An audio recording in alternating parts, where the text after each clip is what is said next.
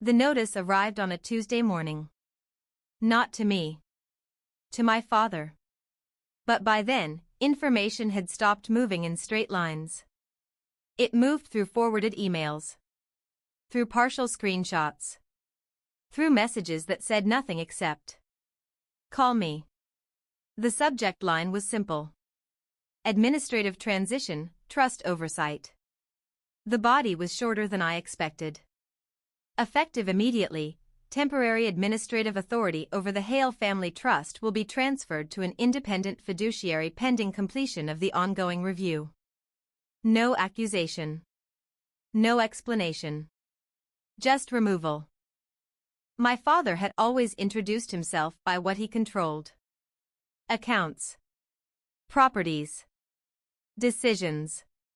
He used phrases like, "I'll handle it. Leave the paperwork to me." Now. He couldn't access the trust without oversight. He couldn't move funds. He couldn't leverage assets. He couldn't even approve minor disbursements without dual authorization. Control hadn't been taken publicly. It had been reassigned. He called that evening. No anger. No sharp edge. Just fatigue. "They've put someone else in charge." "I know," I said. "You spoke to them?" "They informed all listed beneficiaries." A long pause. "I built that structure," he said quietly. Structure. Not family. Structure. Elena didn't announce anything online. The vendors did. The planner sent a formal termination notice. Due to unresolved funding verification and expired deposit windows, we are releasing all contracted services. The photographer posted the newly available date. The florist updated her calendar. No names mentioned. No drama. But anyone who had been invited noticed. It came late at night. No greeting. No explanation. Just, "We're postponing indefinitely." Indefinitely. A word that doesn't mean temporary. It means, "There is no new date." I replied with one sentence. "I'm sorry." And I meant it. Not for the wedding. For everything that had led to this point. 2 weeks later, I received a scheduled meeting request. Video call. Mandatory. The fiduciary introduced herself calmly. She had the kind of voice that doesn't rise. Doesn't accuse. Just documents. "We are conducting a full reconciliation of trust assets and associated funding sources," she said. She asked me to confirm. Transfer dates. Payment intent. Communication records. I answered everything. Provided copies. At the end of the call, she said something that stayed with me. "Your documentation is unusually thorough." I almost laughed. Years of being ignored had trained me well. We weren't given full details. But we were informed of outcomes. Several transactions had been reclassified improperly. Executed without appropriate authorization. Used to secure assets under inaccurate funding descriptions. Translation. The structure hadn't been illegal on its face. But the way it had been funded was not defensible. One of the properties tied to the trust, the same one that had its locks changed, was placed under temporary restriction. No sale. No refinancing. No transfer. Just frozen. The realtor removed all marketing materials. The house went dark again. Empty. Family conversations changed tone. Where my father had once been asked for financial advice, now people spoke around him. Carefully. My aunt stopped mentioning investment opportunities. A cousin who used to defer to him on everything started asking someone else for guidance. No confrontation. Just absence of authority.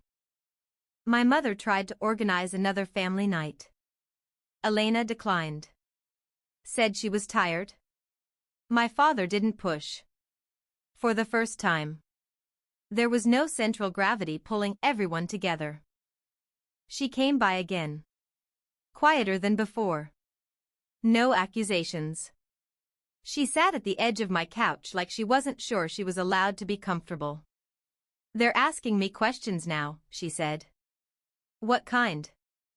About whether I knew where the deposits were coming from. Did you? She hesitated. I knew Dad was handling it. Handling. Another word that had covered a lot for a long time. I didn't think, she stopped. You didn't have to, I said. I thought you were okay with it, she said. With what? With helping. I was, I said. At first. She swallowed. I didn't know you were being removed from the accounts.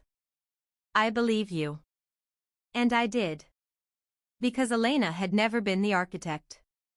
She had been the beneficiary. The golden child doesn't build the system. They just live inside it. 3 weeks later, the fiduciary issued a preliminary findings notice. Short. Carefully worded. It confirmed. Funding misclassification. Incomplete authorization trail. Requirement for trust restructuring. And one additional line. Future administrative authority would remain independent until governance corrections were approved. My father was not getting control back anytime soon. He called on a Sunday afternoon. No hostility. Just something close to resignation. You could have fixed this quietly, he said. I didn't break it, I replied. Another long pause. You've made things complicated. No, I said. I answered questions. Silence stretched between us. Then he said something he had never said before. I underestimated how closely you pay attention. Nothing dramatic followed. No shouting. No courtroom speeches. Just a new pattern.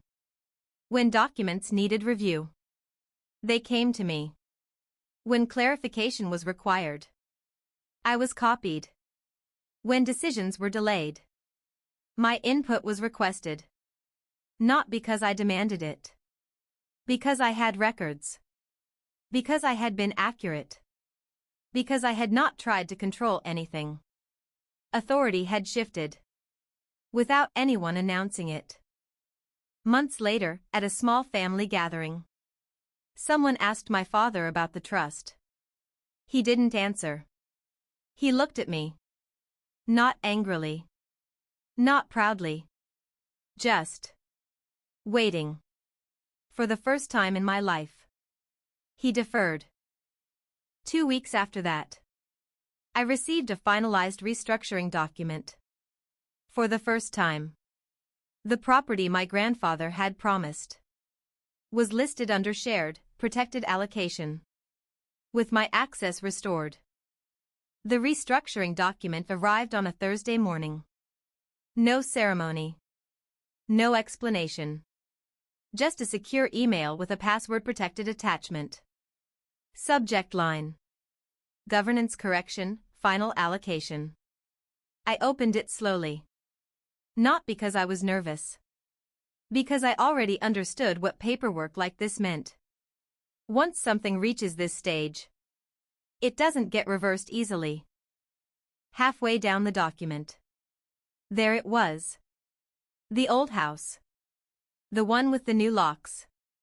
The one my grandfather had walked me through every summer when I was a kid, pointing out repairs that needed doing, explaining why certain beams mattered more than paint. The allocation had changed. Not dramatically. Not emotionally. Structurally. The property was now held under protected co-beneficiary status. No single administrator could sell it, transfer it, restrict access, without written approval from both parties, including me. Access restored. Permanently documented. No one called to tell me. No apology arrived. No admission. Just paperwork that now matched what had been promised years earlier. And in my world, that was louder than any confrontation. Administrative authority remained with the independent fiduciary. Not temporarily. Indefinitely, pending long-term governance review. Which, in practical terms, meant my father could attend meetings. He could provide input. But he could no longer move money alone. No reclassification. No silent restructuring. No quiet signatures executed from someone else's computer. Months passed. Elena never reposted engagement photos. The wedding website domain expired. No announcement. No official cancellation notice. Just silence. Eventually, she told relatives they were reconsidering the timeline. Which everyone understood meant it wasn't happening. At least not the way it had been planned. One evening, Elena asked if we could get coffee. Not at my apartment. Not at our parents' house. Neutral ground.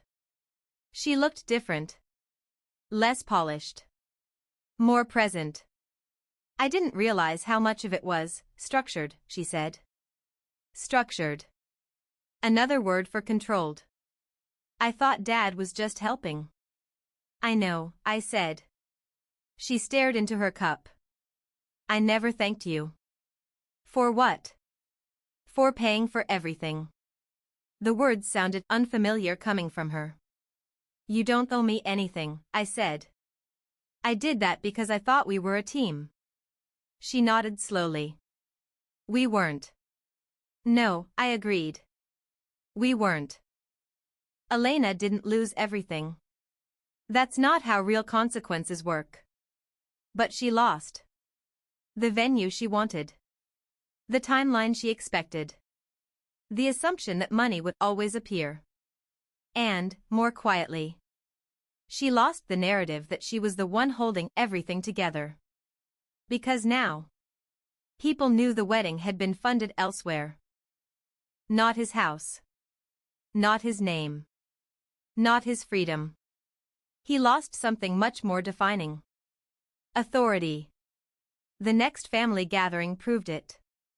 Someone asked about a small investment opportunity. For years, that question would have gone directly to him. This time, they looked at both of us. Then, they asked me. Not dramatically. Just naturally. Like it made sense. My father didn't interrupt. Didn't correct. Didn't reclaim the conversation. He simply listened. Months later, my mother called. No agenda. No request. I think, she said carefully, we relied on you too much. It wasn't a full apology. But it was closer than anything I'd heard before. I chose to help, I said. Yes, she replied quietly. And we assumed you always would. The first time I went back. The new locks were still there. But this time, I had a key. Legally issued. Documented. No confrontation required. Inside, the place smelled the same. Old wood. Dust. Summer air trapped in old beams. Nothing had changed. Except the paperwork. And somehow, that made everything feel different. People always expect a final moment. A dramatic confrontation. A speech. There wasn't one. Instead, there was a slow shift. Questions came to me. Documents included me. Decisions required my signature. Not because I demanded control.